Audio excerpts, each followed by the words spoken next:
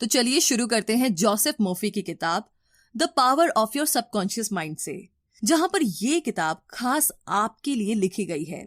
जी हाँ, और आपको ये जानकारी देने के लिए कि आपके सबकॉन्शियस दिमाग में इतनी ताकत है जितना आप सोच भी नहीं सकते, और इसकी जादुई ताकत यानी कि मैजिकल पावर से आपको वाकिफ करवाना, आपको बतलाना ही इस किताब का असली मकसद है, ताकि आप इसका भरपूर फायदा उठा सके। तो इस किताब का पहला चैप्टर कहता है कि आपके अंदर एक खजाना मौजूद है। एक 75 साल की विधवा ने हमारे लेखक को खत लिखकर बताया कि वो दोबारा शादी करके घर बसाना चाहती है और खुश रहना चाहती है। तो उसने एग्जैक्टली वही किया जैसा लेखक ने उसको करने को बोला था। वो औरत खुद को बार बार याद दिलाती रहती थी कि वो एक खुशहाल शादीशुदा औरत है और अपने पति से बहुत प्यार करती है। और आखिरी में एक दिन वो एक बड़े फार्मासिस्ट से मिली और उनसे प्यार कर बैठी। रिजल्ट ये रहा कि आज दोनों शादीशुदा है और काफी खुश है। तो कहने का मतलब ये है कि आपके अंदर एक्चुअली में एक पूरी सोने की खान है जो आपका सबकॉन्शियस माइंड है। बस अगर आप इसे कंट्रोल करके अपने फायदे के लिए इस्तेमाल करना सीख जाए तो क्या बात। क्योंकि आप जब किसी टेस्ट से पहले खुद को ये यकीन दिलाते रहते हैं कि आप फेल हो जाएंगे या फिर कोई चीज आपको नहीं मिलेगी, तो एक्चुअली में आप अपने ही दिमाग को ऐसा करने के लिए मजबूर कर रहे होते हैं। आप अपने दिमाग की सुपर पावर को गलत आइडिया दे रहे होते हैं कि आप ये नहीं कर सकते या फिर आप वो नहीं कर सकते। मगर ऐसा कभी मत कीजिए। कभी भी अपने दिमाग में नेगेटिव आइडिया किसी भी सिचुएशन में मत आने दीजिए, बल्कि पूरे जोश के साथ दोहराते रहे, विश्वास रखे और उम्मीद भी। और फिर आप देखेंगे कि आपका सबकॉन्शियस ही आपके सारे सवालों का जवाब बन जाएगा। है ना इंटरेस्टिंग? तो चलिए अब बात करते हैं दूसरे चैप्टर की। इस चैप्टर में आप सीखेंगे कि आपका दिमाग कैसे काम करता है, और इसको समझते हैं इस एग्जाम्पल से। एक बूढ़ी औरत को यकीन हो चला था कि उसकी याददाश्त चली जाएगी, मगर उसने ना अपने दिमाग को यही यकीन दिलाए रखा कि ऐसा कुछ भी नहीं होगा, बल्कि वो डेली सोचती थी कि उसकी याददाश्त तो दिन ब दिन बढ़ती जा रही है। तो हुआ यूं कि अब ये उसका मजबूत विश्वास ही था कि सच में उसके साथ ऐसा ही हुआ। हाँ, वैसे ये समझना जरूरी है कि सबकॉन्शियस और कॉन्शियस लेवल दोनों अलग अलग नहीं है, बल्कि एक ही दिमाग के दो अलग अलग लेवल है। कॉन्शियस माइंड वो है जो सोच विचार करता है, और सबकॉन्शियस माइंड आपकी हर सोच पर विश्वास करके उसे अपना लेता है। जो कुछ भी आप सोचते हैं और करते हैं उस पर सबकॉन्शियस माइंड पूरी तरीके से यकीन करता है। मतलब वो आपसे आर्ग्यूमेंट नहीं करेगा, वो बस एक्सेप्ट कर लेगा। एग्जाम्पल के लिए हिप्नोसिस के पीछे सिर्फ एक वजह यही है कि आपका सबकॉन्शियस माइंड इस पर यकीन करता है, और फिर आपसे जो भी कहा जाता है उसे आपका कॉन्शियस माइंड बिना किसी जिद के, बिना किसी आर्ग्यूमेंट के मानने लग जाता है। फिर आप चाहे सही हैं या गलत जो भी विचार रखते हैं उसे ये बेहिचक अपनाने लगता है। तो याद रखिए कि आप अपनी कश्ती के खुद ही मालिक है। सारा कंट्रोल आपके अपने हाथों में है। तो सोच समझकर चुने, अच्छा चुने और अपनी खुशियां चुने। इसी के साथ आगे थर्ड चैप्टर में आप जानेंगे आपके सबकॉन्शियस दिमाग के काम करने की जादुई ताकत के बारे में, और इसके लिए ये रियल स्टोरी आपकी काफी मदद करेगी। एक स्कॉच सर्जन डॉक्टर जेम्स एस्दिले ने कुछ 400 ऑपरेशन किए। तब तक ना एनेस्थीसिया की खोज नहीं हुई थी जिससे वो अपने पेशेंट्स को बेहोश कर सके। तो सवाल ये है कि आखिर उन्होंने ये कैसे किया? तो इसका जवाब ये है कि अपने मरीजों को मेंटल एनेस्थीसिया देकर। अब ये क्या होता है? ये बड़ी ही इंटरेस्टिंग चीज है। वो उन्हें पूरी तरीके से यकीन दिला देते थे कि ऑपरेशन में ना उन्हें किसी भी तरह का दर्द नहीं होगा और ना ही कोई इन्फेक्शन होगा। उनके ऑपरेशन सफल हुआ करते थे और उनका मोर्टेलिटी रेट यानी कि पेशेंट्स के मरने का रेट भी बहुत ही कम था, सिर्फ 2 या 3% ही। तो अपने मरीजों का ऑपरेशन करने से पहले वो उनके सबकॉन्शियस माइंड को हिप्नोटिक करके उनके कानों में बोलते थे, तुम्हें कुछ नहीं होगा, तुम ठीक हो जाओगे, तुम हेल्दी हो। तो आपका सबकॉन्शियस दिमाग आपका सब कुछ कंट्रोल करता है, आपके खून का बहाव, आपका डाइजेशन और आपके थॉट्स। एक बार अगर आप इसकी ताकत को समझ ले तो इसे अपने फायदे के लिए आप इस्तेमाल कर सकते हैं। जब आप नेगेटिव सोचते हैं तो आपकी डिस्ट्रक्टिव इमोशन होती है जिसे अपने दिमाग से निकालना बहुत जरूरी होता है, वरना आपकी बॉडी में अल्सर, हार्ट प्रॉब्लम, एंजाइटी या मेंटल इलनेस जैसी प्रॉब्लम्स होना शुरू हो जाएगी। अपने दिमाग में उठने वाले हर ख्याल पर गौर करें, क्योंकि वही फिर आपकी एक्शन बनने लगते हैं। क्योंकि जब भी आप सोचते हैं और जो कुछ भी सोचते हैं आपका सबकॉन्शियस माइंड उस पर रिएक्ट करता है। तो जब भी आप सोए उससे पहले मन में एक इरादा करें, एक टारगेट चुने और खुद से ही कहे कि आप उसे पूरा करना चाहते हैं। आप कुछ भी सोच सकते हैं, अपनी अच्छी सेहत, पैसा या फिर लोगों के साथ अपने रिश्ते के बारे में भी। पॉजिटिव विचारों को आने दीजिए और अपने दिमाग को प्रोग्राम करते रहिए। और फिर इसके मिरेकल्स क्या होंगे, क्या चमत्कार होंगे, ये आप सोच भी नहीं सकते। तो चलिए इसी के साथ आगे चौथे और पांचवें चैप्टर की बात करते हैं, जहां पर आप मेंटल हीलिंग के पुराने और नए तरीके के बारे में जानेंगे। तो बात ऐसी है कि 1910 का एक मशहूर किस्सा है। एक आदमी को टंग पैरालिसिस हुआ, यानी कि उसकी जीभ को लकवा मार गया। तो उन दिनों ना इसका कोई भी इलाज नहीं था। वो डॉक्टर के पास गया तो उसने उसकी जबान में एक थर्मामीटर रखकर कहा कि ये बिल्कुल नया इंस्ट्रूमेंट है, एकदम खतरनाक मशीन है, मतलब जिससे ना उसकी जीभ ठीक हो जाएगी। और सच में कुछ ही मिनटों के बाद उसकी जीभ ठीक हो गई थी और वो उसे हिला डुला पा रहा था।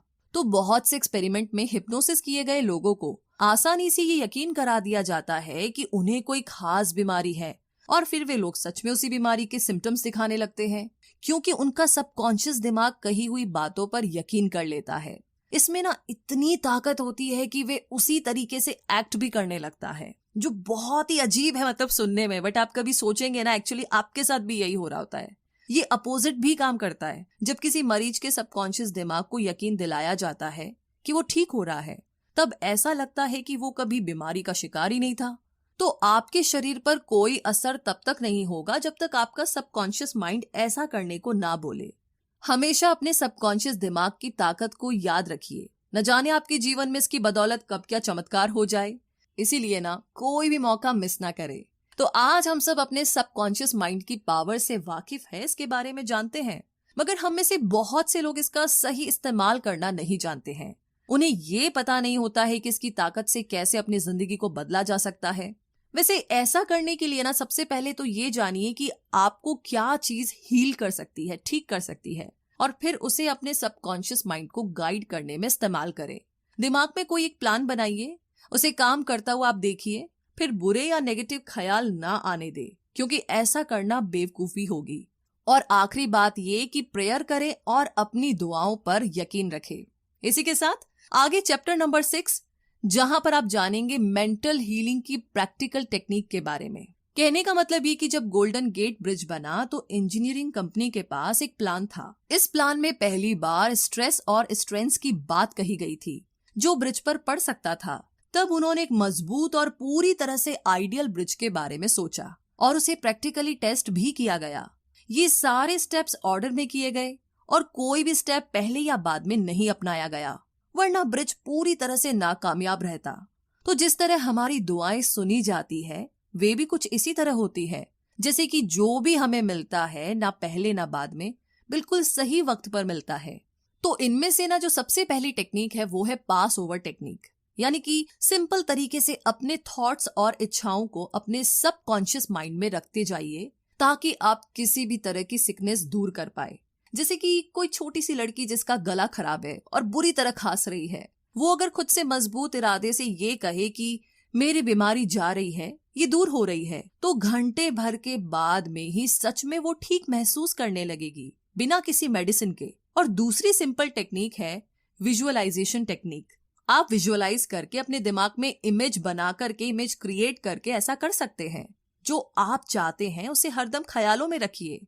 आप अपने फोन या लैपटॉप पर उसका वॉलपेपर लगा करके भी ऐसा कर सकते हैं, या फिर एक ड्रीम बोर्ड भी आप बना सकते हैं, या अपने सपने की फोटो कार्डबोर्ड में लगा कर रखें और रोज उसे देखें। और अब आखिर में आती है स्लीपिंग टेक्निक, जिसमें जब आप सो रहे होते हैं तो आपकी बॉडी का एफर्ट और स्ट्रेस कम होता है।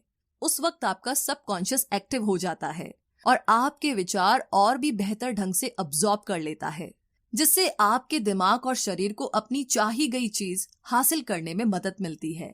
इसीलिए ऑटो सजेशन और विजुअलाइज के लिए सोने से बिल्कुल पहले का टाइम सबसे बढ़िया रहता है। तो अब आगे बात करते हैं 7वें चैप्टर की, जो कहता है कि सबकॉन्शियस दिमाग की आदत लाइफ वर्ड है। कहने का मतलब ये है कि लेखक रॉबर्ट लुइस स्टीवनसन हर रात सोने से पहले कुछ करते थे।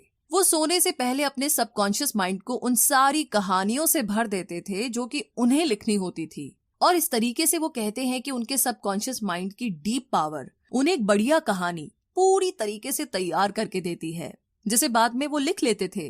तो उनकी इस बात से पता चलता है कि हमारी सबकॉन्शियस ताकत कितनी ज्यादा जबरदस्त होती है। ज्यादातर बच्चे हेल्दी और स्ट्रांग पैदा होते हैं, ये बहुत ही कॉमन सी बात है। मगर बीमार पड़ना और कमजोर होना नॉर्मल नहीं है, क्योंकि ये लाइफ स्ट्रीम के खिलाफ है। सेल्फ प्रिजर्वेशन हम इंसानों की सबसे स्ट्रांग इंस्टिक्ट होती है। मतलब ये कि फ्रेडरिक एलियंस एंड्रयूज एक ऐसा लड़का था जिसे पोटस की बीमारी थी, जिसे स्पाइन का ट्यूबरक्यूलोसिस भी कहा जाता है। तो अपनी बीमारी के दौरान वो प्रार्थना किया करता था कि वो ठीक हो जाएगा, और उसकी प्रेयर्स काम आई और वो सच में ठीक होकर के एक तंदुरुस्त इंसान बन गया। तो सोने से पहले वो उसी स्लीपिंग टेक्निक मेथड का इस्तेमाल किया करता था जिसके बारे में आपको पहले बताया गया था, और ये तरीका काम आया। हर 11 महीने में आपका शरीर खुद को रिन्यू करता है। तो अपने नेगेटिव विचारों को पॉजिटिव में चेंज कीजिए, क्योंकि यही स्ट्रीम ऑफ लाइफ है कि हम हेल्दी रहे, स्ट्रांग बने और बिना किसी नेगेटिविटी, डर, एंजाइटी और जलन की भावना से दूर रहे, क्योंकि ये आपको बहुत सी बीमारियों का शिकार बनाती है। तो इन सब से बचने के लिए हमेशा पॉजिटिव सोचें। और आगे 8वां चैप्टर आपकी पूरी मदद करेगा कि जो भी रिजल्ट आप पाना चाहते हैं उन्हें कैसे पाया जाए। तो इसे हम इस कहानी से समझते हैं। एक बार एक मकान मालिक था जो बात पर लड़ रहा था, क्योंकि वो एक बॉयलर को ठीक करने के $200 मांग रहा था। मकान मालिक ने कहा कि ये तो बहुत ज्यादा रकम है। इस पर रिपेयरमैन ने जवाब दिया कि वो मिसिंग पीस के तो सिर्फ $5 ही मांग रहा है, बाकी के $195 यानी कि $195 तो वो अपनी इस काम की नॉलेज होने की फीस ले रहा है। ठीक इसी तरीके से आपका सबकॉन्शियस माइंड भी बहुत होशियार है, जिसके पास आपके शरीर, मन और आत्मा की हर टाइप की तकलीफ और दुख दर्द को दूर करने के बहुत सारे तरीके हैं। हमारे फेल होने का एक जरूरी रीजन ये होता है कि हमारे अंदर मोटिवेशन और कॉन्फिडेंस की कमी होती है, क्योंकि जब लोग ध्यान लगा करके कोई प्रार्थना कर रहे होते हैं तो कई बार उन्हें उस पर इतना गहरा यकीन नहीं होता जितना कि होना चाहिए। उनके मन में नेगेटिव विचार चलते रहते हैं और यही वजह है कि उन्हें अपनी प्रार्थना का जवाब नहीं मिलता। इसीलिए अपने कॉन्शियस और सबकॉन्शियस के बीच में कॉन्फ्लिक्ट को दूर करने के लिए सोने से पहले स्लीपिंग टेक्निक का इस्तेमाल करें और अपने सपनों को पूरा होता देखें बार बार। और अब आगे बात करते हैं चैप्टर नंबर 9 और 10 की, जहां पर आप जानेंगे कि अपने सबकॉन्शियस की पावर को पैसे और अपने अमीर होने के लिए कैसे इस्तेमाल करें। तो यहाँ पर लेखक का एक दोस्त सालाना $75,000 कमाता है, यानी लगभग 55 लाख रुपए। तो वो एक बार दुनिया घूमने के लिए 9 महीने की लंबी छुट्टी लेकर एक क्रूज पर गया। उसने खूब पैसे उड़ाए, मजे किए, और जब वो वापस काम पर लौटा तो उसने कुछ महसूस किया कि उसके कई साथी जो कि उससे बिजनेस के बारे में ज्यादा जानते थे और इवन बेहतर काम कर सकते थे, लेकिन वो सारे उससे छोटी पोजीशन में ही रह गए थे, और इतना ही नहीं, कम सैलरी भी लेते थे। अब ऐसा क्यों था? क्योंकि उन सबको ना तो अपने सबकॉन्शियस की पावर के बारे में कोई नॉलेज थी और ना ही कोई इंटरेस्ट, और इसीलिए उनके कोई बड़े सपने भी नहीं थे। तो ऐसे लोग एक तरह से क्रिएटिविटी से भी कोसों दूर रहते हैं। सच तो ये है कि कोई भी रातों रात अमीर नहीं बनता, सिर्फ सोचने भर से। इसके लिए आपको सबकॉन्शियस माइंड में कुछ नए आइडियाज सोचने होंगे, इसे मोटिवेट करना पड़ेगा, तभी तो ये आपको अमीर बनने में आपकी मदद कर पाएगा। इसे हमेशा मोटिवेशन देते रहिए कि आप अमीर हैं, आप प्रॉफिट कमा रहे हैं, और आपका सबकॉन्शियस जो नए थॉट्स आपको देगा उन पर काम करना शुरू कर दीजिए। जो भी आप कहे उस पर पूरी तरीके से यकीन कीजिए, क्योंकि आपका सबकॉन्शियस तभी उन आइडियाज को एक्सेप्ट करेगा जब आप अपने कॉन्शियस माइंड में भी उन्हें एक्सेप्ट करेंगे। अगर आपको ज्यादा पैसा कमाने की चाहत नहीं है तो फेल होने की राह में यही पहला कदम होगा। सबसे पहले तो ये विचार दिलो दिमाग से निकाल दीजिए कि पैसा सब बुराइयों की जड़ है, क्योंकि जब आप इसे बुराई मानकर नफरत ही करेंगे तो भला इसे कैसे अपनी तरफ अट्रैक्ट कर सकते हैं। पैसे से नफरत करेंगे तो आपके हाथ में कुछ नहीं लगने वाला। इसके बदले पैसे को अपना सबसे बड़ा दोस्त समझकर इसे प्यार करें, अपने अमीर होने पर यकीन रखें। जो लोग पैसे की बुराई करते हैं अक्सर वही किसी न किसी फाइनेंशियल परेशानी से गुजर रहे होते हैं। जो ऐसा सोचता है कि उसके दोस्त जब उससे ज्यादा कमाते हैं और आगे निकल चुके होते हैं तो ऐसे लोग जल भुन करके खाक हो जाते हैं। उनका दिमाग ना नेगेटिव विचारों से भर जाता है। जिस चीज के लिए वो प्रे कर रहे होते हैं अब उसी को कोस रहे होते हैं। तो पैसे की ताकत बड़ी है, मगर इसे भगवान ना बनाए। पैसा तो बस सफल होने की एक निशानी है, लेकिन असली खजाना तो आपके दिमाग में छुपा है, जो आपके विचार है, आपके थॉट्स है। और इसीलिए पैसे की कभी भी बुराई ना करे। आगे चैप्टर नंबर 11 और 12 में आप जानेंगे कि आपका सबकॉन्शियस माइंड आपकी सफलता का साथी है। और अब जानिए कि साइंटिस्ट किस तरीके से इसका इस्तेमाल करते हैं। तो सफल होने के लिए 3 खास स्टेप्स है। पहला स्टेप, अपने पसंद की चीजें कीजिए जिनसे आपको खुशी मिलती है। अगर आपको पता नहीं है वो क्या है तो उसे जानने के लिए पूरे दिल से प्रार्थना कीजिए। दूसरा स्टेप, किसी एक खास चीज में महारत हासिल करें। जो आपको पसंद हो उसके बारे में ज्यादा से ज्यादा जानकारी रखें। जैसे कि मान लीजिए आपको डेंटिस्ट का काम पसंद है तो इसकी किसी खास ब्रांच में स्पेशलिस्ट बन जाइए, जैसे कि एंडोडोंटिक्स या फिर ओरल सर्जरी या किसी और चीज में। तीसरा स्टेप है कि जो भी आपको पसंद हो वो सिर्फ आप तक ना सीमित रहे। सिर्फ आप ही नहीं बल्कि बाकी लोगों के लिए भी ये काम आए। अपनी पसंद से दूसरों का भी भला करे तो बेहतर होगा। इन सब स्टेप्स को अपनाते समय अपने सबकॉन्शियस की पावर को कभी ना भूले। बहुत से साइंटिस्ट इस बात को जानते और मानते थे। एडिसन, मार्कोनी, आइंस्टाइन और भी बहुत सारे साइंटिस्ट अपने सबकॉन्शियस की आवाज को सुनते थे और इसका उन्हें बहुत फायदा भी हुआ। बहुत ही कामयाब इलेक्ट्रिकल साइंटिस्ट टेस्ला को जब भी कोई आइडिया आता था तो वो अपने ख्यालों में ही उसका इन्वेंशन कर लेते थे और वो जानते थे कि अपने सबकॉन्शियस का इस्तेमाल करके वो जो भी चाहे वो बना सकते हैं। उनका दिमाग उस पॉइंट पर पहुंच चुका था कि किसी भी डिजाइन के इन्वेंशन होने से पहले ही उनके दिमाग को उस डिजाइन का डिफेक्ट भी नजर आ जाता था। इसीलिए इन्वेंट करने से पहले ही वो डिजाइन इस तरीके से बनाते थे कि उसमें कोई डिफेक्ट ही ना रहे, जिससे उनका पैसा और वक्त बर्बाद होने से बच जाता था। और अब आगे बात करते हैं चैप्टर नंबर 13वें, 14वें और 15वें के बारे में, जहां पर आप जानेंगे आपके सबकॉन्शियस और नींद, मैरिटल प्रॉब्लम्स और खुशियों के बारे में। मतलब ये कि एक ऐसी टेक्निक है जिसे मैं पर्सनली तब फॉलो करती हूँ जब अगले दिन मुझे कोई काम होता है और मुझे ना मन में डर रहता है कि मैं टाइम पर उठ नहीं पाऊंगी। तो मैं दिमाग में सोचती रहती हूँ और खुद को यकीन दिलाती हूँ मैं सुबह टाइम पर उठ जाऊंगी और वो जो काम है उसे पूरा भी कर लूंगी और सब कुछ एकदम ठीक ठाक हो जाएगा। तो इस तरीके से मैं सोचती रहती हूँ जब तक मेरे सबकॉन्शियस माइंड में ये बात पूरी तरह से बैठ नहीं जाती। और फिर दूसरे दिन मैं एकदम टाइम पर उठ जाती हूँ, बल्कि मैं कहूंगी कि मैं 10 या 15 मिनट पहले ही उठ जाती हूँ। और ये टेक्निक ना आज तक फेल नहीं हुई है, एक बार भी नहीं। ये बहुत ही सिंपल टेक्निक है। और पता है कमाल की बात क्या है, इसके लिए ना आपको अलार्म क्लॉक भी नहीं चाहिए। हालांकि मैं फिर भी अलार्म सेट करके रखती हूँ सेफ इन साइड, लेकिन मेरा सबकॉन्शियस माइंड मुझे इस बात में कभी भी धोखा नहीं देता। हमेशा अलार्म बजने से पहले उठ जाती हूँ, जिससे पता चलता है कि सबकॉन्शियस माइंड में कितनी ज्यादा पावर है।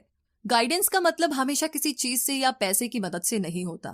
आप जागे हुए हो तभी आपको गाइडेंस मिल सकती है। कई बार आपके सपने भी आपको गाइडेंस देते हैं। अपने सबकॉन्शियस की पावर को कभी भी अनदेखा ना करें। इससे ना सिर्फ आपकी हेल्थ पर बुरा असर पड़ सकता है बल्कि आपकी शादीशुदा जिंदगी पर भी। किसी के साथ जिंदगी भर का सफर निभाने के लिए आपका रिश्ता स्पिरिचुअल होना भी जरूरी है। जब आप किसी से प्यार किए बगैर सिर्फ पैसा, पोजीशन या फिर अपने ईगो के लिए शादी करते हैं तो ऐसा रिश्ता ना कभी भी सच्चा नहीं होता। ऐसे रिश्ते लंबे टाइम तक नहीं टिक पाते, क्योंकि शादी का बंधन किसी भी चीज से ज्यादा स्पिरिचुअल होना चाहिए, जहां दोनों पार्टनर के दिल एक साथ धड़कते हो, जहां वो एक होकर जिंदगी के सफर में कदम रख सके। वैसे आजकल लोगों का मानना है कि शादी हर प्रॉब्लम का जवाब है, लेकिन एक्चुअली में ऐसा नहीं है। किसी को अपनाने से पहले आपको इसके लिए पूरी तरह तैयार होना पड़ेगा। अगर आप ही खुश नहीं हैं, तो अपने पार्टनर को आप कैसे खुश रख पाएंगे? अपने पार्टनर से ये उम्मीद मत कीजिए कि वो आपको हर खुशी देगा। खुद को खुश रखना आपकी अपनी जिम्मेदारी है, ना कि किसी और की। अपने सबकॉन्शियस को यकीन दिलाइए कि आप अधूरे नहीं हैं, अपने आप में पूरे हैं, परफेक्ट हैं। तभी तो आप किसी और से प्यार कर पाएंगे और शादी की जिम्मेदारी उठा पाएंगे। अपनी शादीशुदा जिंदगी में गलतियों को दोहराना एक बहुत ही बड़ी निशानी है कि आपके मन में नेगेटिव विचार भरे हुए हैं। आपका सबकॉन्शियस माइंड भी इन्हीं नेगेटिव विचारों को अपना रहा है। अगर गलती हो गई है तो उसे स्वीकार करके आगे बढ़ जाए, उसे ना पकड़ कर मत बैठिए। मतलब कई लोग तो महीनों सालों तक एकदम दिल पर बोझा लिए बैठे रहते हैं, इसने मुझे ऐसा कहा वैसा कहा। अपने साथी और अपनी शादी में यकीन रखिए ताकि आपका सबकॉन्शियस भी यही माने। हमेशा एक बात याद रखिए कि शादीशुदा जिंदगी में परेशानियां आना बहुत ही कॉमन बात है और इसके लिए एक्सपर्ट की सलाह लेने में कोई बुराई नहीं है। अपने रिश्तेदारों के पास जाने से पहले उस इंसान के पास जाइए जो इसका एक्सपर्ट है। जब आपको दांत में दर्द होता है तो क्या आप इंजीनियर के पास जाते हैं क्या? नहीं, बताइए जाते हैं क्या? नहीं ना। तो आपकी शादी भी आपके दांत के दर्द से कम जरूरी मसला नहीं है। जब भी कोई परेशानी आए तो अपने रिश्ते को बचाने के लिए एक्सपर्ट की राय लीजिए। अपने पार्टनर और एक्सपर्ट के अलावा किसी भी तीसरे के साथ कभी भी अपनी मैरिटल प्रॉब्लम को डिस्कस ना करें। आपकी खुशियां सिर्फ आपके हाथ में है। अगर आप यही सोचते रहेंगे कि आपकी शादी तो टूटने की कगार पर है, तो जानते हैं क्या होगा? एक दिन ना ये सच में टूट सकता है। कोई नहीं बचा सकता, भगवान भी नहीं। क्योंकि आप ऐसा सोचते हैं तो आपके सबकॉन्शियस को भी यही यकीन होने लगता है। जब आप खुशियों की जगह नेगेटिव सोचेंगे तो खुशियां कहां से पाएंगे? अब सवाल ये है कि खुशियां कैसे चुनी जाए। तो इसके लिए आपको रोज सुबह उठकर खुद से यही दोहराना है कि आपकी जिंदगी बहुत ही खूबसूरत है और बहुत ही बेहतरीन है। जो भी होगा एकदम बढ़िया होगा और आप हमेशा खुश रहेंगे। अब आगे बात करते हैं चैप्टर नंबर 16, 17, 18 और 19 के बारे में, जहां आपका सबकॉन्शियस माइंड और इंसानी रिश्ते, माफ करना, मेंटल ब्लॉक्स और डर के बारे में आप जानेंगे। तो यहाँ पर ऑस्ट्रेलिया के सिगमंड फ्रॉइड, जो कि साइको एनालिसिस के फाउंडर है, वो कहते हैं कि जब भी किसी को अंदर से प्यार नहीं होता ना, तो उसकी आत्मा धीरे धीरे करके मर जाती है। यही बात गुडविल, रिस्पेक्ट और अंडरस्टैंडिंग के साथ भी है। क्योंकि जब आप दिल में नफरत पालते हैं तो अपनी आत्मा और दिमाग को किसी कैदी की तरह हमेशा के लिए बांध लेते हैं। जितना हो सके सबका भला सोचिए और कोशिश कीजिए कि किसी को भी नुकसान ना पहुंचे। नफरत करने वाले इंसान का हाल वही है जो कि जहर पीता है और सोचता है कि उसे कुछ नहीं होगा। ये ना एकदम पागलपन है ना? तो आप क्यों दूसरों को धोखा देते हैं, हर्ट करते हैं, उन्हें दुख देते हैं, जब आपको पता है कि ऐसा करने से आपके दिमाग में भी जहर भर जाएगा, आपका खुद का नुकसान होगा। लोगों को रिस्पेक्ट दीजिए और उनसे हमेशा अच्छे से पेश आइए। जैसा आप खुद के लिए चाहते हैं वैसा व्यवहार दूसरों से कीजिए। आप दूसरों के बारे में क्या सोचते हैं ये सिर्फ आपके हाथ में है, औरों के हाथ में नहीं। अब आप कहेंगे कि और हमें कोई बेवजह तंग कर रहा है तो क्या? तो जब आपको कोई तंग करने की कोशिश करता है तो ये आपके हाथ में है कि आप क्या रिएक्शन देंगे, कैसे रिएक्ट करेंगे। दूसरों की हरकतों से आप क्या महसूस करते हैं ये भी सिर्फ आपके हाथ में है। अब आप चाहे तो उस बात से चिढ़ करके, गुस्सा होकर के पूरा दिन खराब कर लीजिए, घर में सबका मूड खराब कर दीजिए, या फिर उनकी बातों को इग्नोर करना सीख जाइए, उन्हें माफ करना सीख जाइए। एक्चुअली में ये ज्यादा बेस्ट है, क्योंकि लोगों को माफ करना दिमाग के लिए नेगेटिव विचारों के अगेंस्ट एक एंटीडोट की तरह काम करता है। जब आप लोगों को माफ करते हैं तो आपकी आत्मा एक शांति और सुकून से भर जाती है और एक तरह से लोगों को माफ करके आप लाइफ को पे बैक भी करते हैं, क्योंकि जिंदगी हमेशा आपको मौके देती है। जब कभी गलती से आपकी उंगली कट जाती है या पैर पर चोट लग जाती है तो आपका सबकॉन्शियस भी कुछ इसी तरीके से आपको माफ करता है। कोई बात नहीं यार, हो गया जो हो गया, और फिर वो उस चोट को हील करता है, यानी कि उसे ठीक करता है। तो एक आदमी था जो दिन रात इतनी मेहनत करता था कि एक दिन उसे हार्ट प्रॉब्लम हो गई। उस आदमी ने अपने बच्चों के साथ कभी मुश्किल से ही टाइम बिताया था। तो हमारे लेखक ने उससे बात की और उसने उस आदमी को समझाया कि उसके ऐसा करने की वजह यही है कि उसे अपने बच्चों को वक्त ना देने का दुख अंदर ही अंदर खाए जा रहा था और दिन रात कड़ी मेहनत करके वो एक तरह से खुद को सजा दे रहा था। उसे खुद को माफ करना सीखना होगा, तभी तो वो खुश रह पाएगा। हम इंसान ना आदत से बहुत लाचार होते हैं। बुरी आदत और अच्छी आदत के बीच में सिर्फ एक चुनाव का फर्क होता है, सिर्फ उसे चूज करने का। आप क्या चूज करते हैं ये आपकी मर्जी है। चाहे तो आप बुरी हैबिट अपनाएं या अच्छी हैबिट, ये सब आपके हाथ में है। बुरी आदत को दूर करने के लिए उसे इग्नोर ना करें, एडमिट करें कि वो आपकी बुरी आदत है और उसे दूर करना है। बहुत से शराबी जिंदगी भर शराब नहीं छोड़ पाते क्योंकि वो मानते ही नहीं है कि वो शराबी है। पहली बात तो उन्हें ये मानने में शर्म आती है कि वो शराबी है और पछतावा होता है, फिर उनके ईगो को ठेस पहुंचती है और रिजल्ट यही कि कभी भी वो इससे छुटकारा नहीं पा सकते। तो कोई भी आदत अपनाने के लिए पहले खुद को तैयार करना होगा। जब आप इस पॉइंट पर आ जाए कि आपको अपनी कोई बुरी आदत छोड़नी ही छोड़नी है तो खुद की पीठ को थपथपाए, क्योंकि आपने आधा किला तो वहीं फतेह कर लिया है। अब अपने सबकॉन्शियस को कंट्रोल करने की राह में पहला रोड़ा है आपका डर। इसे दूर करने के लिए आप वही कीजिए जिसे करने से आपको सबसे ज्यादा डर लगता है। बहुत बहुत बहुत मुश्किल है, लेकिन करके तो देखिए। एक बार एक लेडी ना एक ऑडिशन देने पहुंची। हालांकि अपने स्टेज फोबिया की वजह से वो 3 बार पहले फेल हो चुकी थी। उसकी आवाज में जादू था, मगर उसके नेगेटिव ख्याल उसके सबकॉन्शियस पर जमे हुए थे और इसीलिए हर बार स्टेज पर जाने के ख्याल से ही वो डर जाती थी। उसने इसका जो इलाज निकाला वो बहुत ही कमाल का था। वो खुद को दिन में 3 बार कमरे में बंद कर लेती थी। एक चेयर पर बैठ करके रिलैक्स होकर के वो अपनी आंखों को बंद कर लेती थी। फिर वो खुद में दोहराया करती कि उसके पास गजब की आवाज है जिसकी बदौलत वो किसी का भी दिल जीत सकती है। वो खुद से 10-10 बार कहती थी कि अब उसे स्टेज पर डर नहीं लगता। तो जिस दिन उसका ऑडिशन था, उसकी एक रात सोने से पहले उसने ये टेक्निक दोहराई और कमाल की बात ये है कि ये टेक्निक काम कर गई। वो ऑडिशन देने के लिए स्टेज पर चढ़ी और बहुत ही खूबसूरती से उसने गाना गाया और लोगों पर अपनी आवाज का जादू चला दिया। इस एग्जैक्टली मेरे साथ भी कुछ ऐसा ही हुआ था। इसी के साथ अब आगे आखिरी चैप्टर 20वें चैप्टर की तरफ बढ़ते हैं, जहां पर जवां दिल कैसे बने रहे हमेशा, इसके बारे में आप जानेंगे। तो लेखक के एक पड़ोसी को रिटायरमेंट इसलिए लेनी पड़ी क्योंकि वो 65 साल के हो गए थे। उस आदमी ने लेखक को कहा कि उसके लिए रिटायरमेंट किंडरगार्टन से फर्स्ट ग्रेड में जाने जैसा है। उसके लिए ये जिंदगी और विजडम की राह में एक और कदम रखने जैसा है। उसका सोचना कितना सही है। हमें उम्र को इसी तरह लेना चाहिए। उम्र का मतलब सिर्फ सालों का पड़ाव तय करना नहीं है, बल्कि एक्सपीरियंस और समझदारी के अलग अलग पड़ावों से गुजरना है। और यही मरते दम तक चलना चाहिए कि हम जिंदगी का भरपूर फायदा उठाते रहे। 65 से 95 साल की उम्र के बहुत से साइंटिस्ट ने यही किया है। उन्होंने जिंदगी को भरपूर जिया, अनुभव लिए और बहुत कुछ सीखा। जिन्हें मरने से और बूढ़ा होने से डर लगता है, उनके अक्सर ऑर्गन फेल हो जाते हैं और वो उम्र के नेचुरल प्रोसेस को समझना नहीं चाहते, इसीलिए मरने से डरते हैं। जब डर उन पर हावी हो जाता है तो उनके सबकॉन्शियस में नेगेटिव विचार जमा होने लगते हैं, जो अपने साथ बहुत सी बीमारियां लाते हैं। तो इसी के साथ ये समरी यहीं पर समाप्त होती है। एंड आई एम श्योर इसे सुनने के बाद में आप काफी अच्छा फील कर रहे हैं और आप सोच रहे हैं, प्लानिंग कर रहे हैं कि कौन कौन सी चीजों पर, कौन कौन सी गोल्स पर काम किया जा सकता है, इमेजिन करके, टेक्निक्स अप्लाई करके। इन सभी के लिए आपको ऑल द वेरी बेस्ट। अपने ऊपर भरोसा रखिए और हम आपके साथ है ना, तो टेंशन की क्या बात है।